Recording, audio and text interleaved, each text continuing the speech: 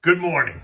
It's Friday, June 25th, 2021, and I'm Kenny Polcari, host of the party, morning market commentary, everything you need to know. So let's start. Let me remind you first that I'm coming to you live from Cape Cod. I, right now, am in a house that's been in our family for 58 years. My grandparents bought this house when I was just about 2 years old, and I came here every summer as a child. And every time I come back, it's like my happy place, right? It just reminds me of a simpler time, and it reminds me of just endless days on the beach, right? Swimming, sailing, doing whatever we did, riding our bikes, just outside playing. There was no such thing as the internet and GameStop and Twitter and LinkedIn. It was a much simpler time. But look, that was then and this is now. So what do we got? What's going on today and what do investors need to be worried about? So let's talk about it, right? Here's what you need to know. Biden comes out yesterday and said, a deal is done.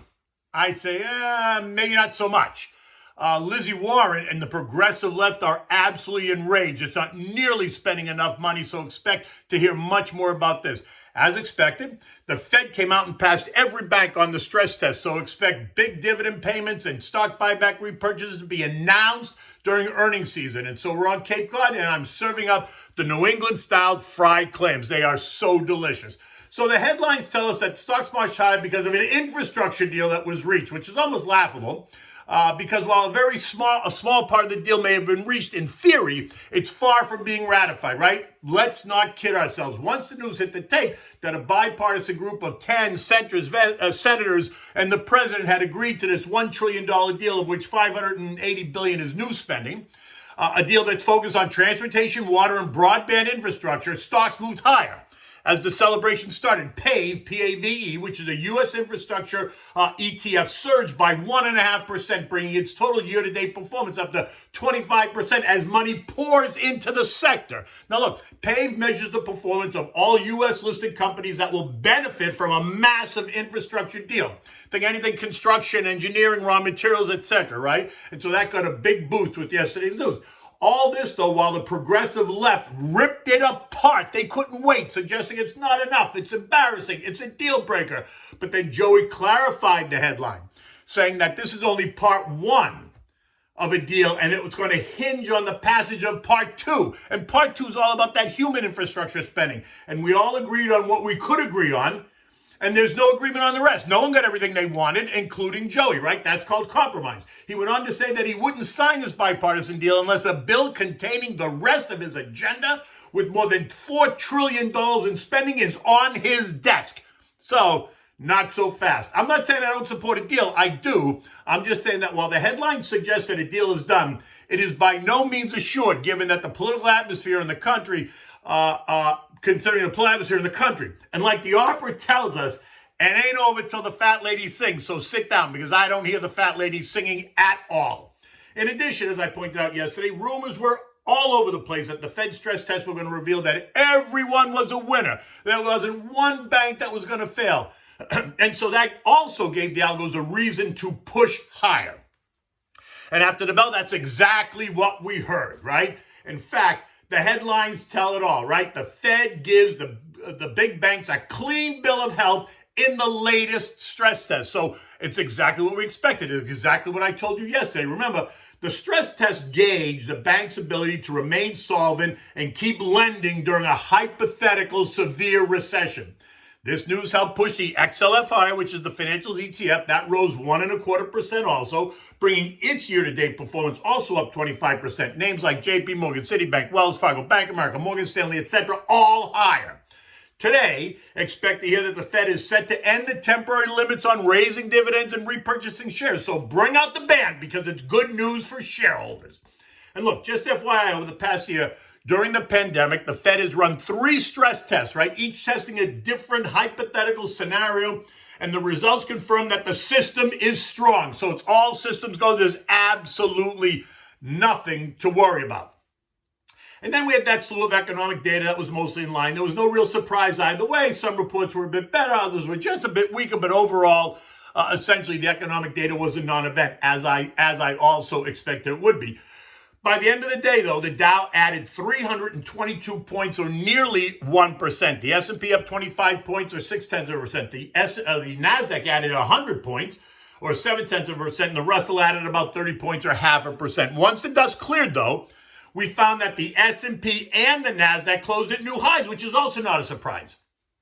Because I noticed that, I noted that in yesterday's comments, that we only needed the S&P to advance 15 points and the NASDAQ to advance 46 points to achieve that. And so that just gives the algos and investors another reason to celebrate. Look, investors appear to be discounting all the commentary coming out of the Fed, right? Coming out of some of the Fed mouthpieces. Even Rafi Bostic, who's Atlanta's Fed president, when he came out on Monday supporting a rate hike as early as 2022 in line with Jimmy Bullard, it seems like the market's completely ignoring it, right? That Jay Powell has done such a great job of putting investors' minds at ease that rising inflation and tighter monetary policy are not happening right now, and he does not see any such thing as a 70s-style inflation on the horizon. So apparently, neither do investors. At least they don't now. Asset managers going all in and sending 9 of the 11 sectors higher. Financials leading the way at up 1.25%, followed by communications, energy, industrials, technology, healthcare, and basic materials all higher. And since interest rates have not moved, the growth trade remains alive. But that doesn't mean value is dead by any stretch at all. In fact, value outperformed yesterday. And any talk of an infrastructure bill is going to continue to give value room to run. So if we get a bill, it's going to be great. And the tech disruptors, which looked like death only weeks ago, right? Investors were sure that rates were going up, and so they smashed the growth names, and especially the tech disruptor names. They've rallied back nicely, right? The ARK ETF, which is really what everyone looks at in the tech disruptor space, gained 1.4%, bringing Cathie Woods' performance over the last month to plus 30%. 10-year treasuries ended the day at 1.48%. Again, suggesting that the bond market is not worried about surging inflation or surging interest rates, and this has managed to preserve a bullish tone for equities. And while a spike in rates appears unlikely right now, it is a key tail risk for stocks in the future. The VIX ended the day at 1604, the dollar index remaining above its trend line at 91.74, and oil ended the day at 73.06. This morning, U.S. futures are just inching higher, right? The Dow futures are up about 100 points, S&P's up about 4, the Nasdaq's up about 25, and the Russell's adding 8. Very much the same story. Excitement over a supposed infrastructure bill, no change in stimulus, no change in rates, and that's going to continue to force money into stocks because there's no place else to go. And so I guess at the moment, it's all good. Economic data today includes personal income, expectations of down 2.5%, personal spending of up 0.4%.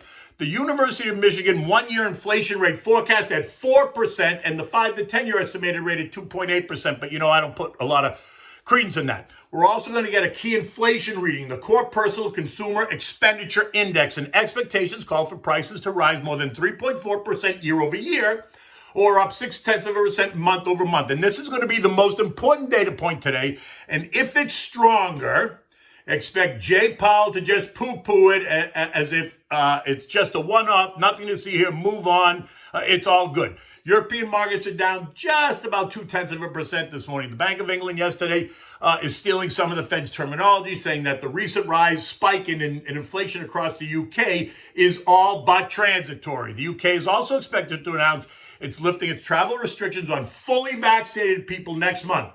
In Germany, the GfK Consumer Sentiment Index came in at negative 0.3%, but that was much better than the expected negative 4%. Bitcoin this morning doing nothing really, trading at 33,800, with some celebrating the bounce off at 30,000, while others are suggesting, not so much yet. I'm in that camp, you know that. Ethereum's trading at 1,900 and Dogecoin's still trading at about 23 cents. The S&P closed at 42.66, right, which was a new high after trading in a very tight range of 42.56, 42.71. Futures this morning are suggesting it's mostly you're going to churn today. There's nothing really to derail the mood. Normal backing and filling is to be expected, right? Expect lots of analysis and conversation about the supposed infrastructure deal, as many strategists will begin horse trading and betting on the outcome of the final deal being ratified. When is it going to be ratified? To what point is it going to be ratified? What's going to happen to Part 2? In addition, any spike in consumption expenditures index is going to reignite the inflation story, but I'm not sure that's going to matter very much today because they'll all come right out and say, nah. Once again, it's transitory. Look, you know what you can do. You can text the word invest to 21,000 to get my digital business card. Feel free to download it. Feel free to send me a text, call me, send me an email. I'm happy to always talk about the markets, about planning, about strategy, right? And you can always follow me on Twitter. My Twitter handle is at Kenny Polcari. So what are we doing for dinner tonight? Look, I'm in Cape Cod, right? You can smell the salt there. It's wonderful. It just reminds me of being a kid again. So I'm serving up the New England style fried clams. Why not? Makes perfect sense, right? I can go right outside when it's low tide and I can pick the clams myself. And so there's nothing better than fresh New England style fried clams. And so it's not very difficult. What you need for this are the shucked clams, right? Cherry stones or little necks. You need about a cup of corn flour, a cup of regular flour. You need salt and pepper, about a half a teaspoon of cayenne pepper, a cup of evaporated milk. You could use buttermilk, but I always use evaporated milk. And you need peanut oil. And if you want even more authenticity, you should really use fresh lard. One way or the other, you're going to need a deep fryer to make this work well for you, right? So mix all the dry ingredients, put all those together, just mix them up. Take the clams and soak them in a bowl of the milk, whether you use evaporated or buttermilk. Just put the clams right in the milk and let them sit there. You want to heat up the oil in the deep fryer. 360 degrees is perfect. So use your thermometer to get it right at that temperature. Now, in batches, you can't do it all at once. Just take, a handful of the clams, put it in the dry mix, toss it so that they're all coated, and then take them immediately, put them in the deep fryer. Don't overload the deep fryer because it'll suck the heat out of it and it won't cook right? You want the clams to be really crispy. You want them to be golden brown. Should take no more than 2 to 3 minutes max. Remove and set aside on a plate lined with paper towels. Repeat the process until you've completed all the clams.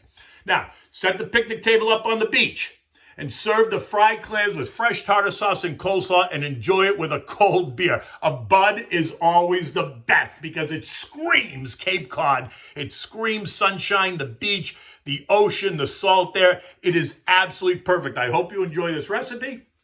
Whether you're at the beach or not, New England fried clams are always a fan favorite. In any event, it's Friday. The weekend's here. Have a great weekend. I will see you back in Florida on Monday morning.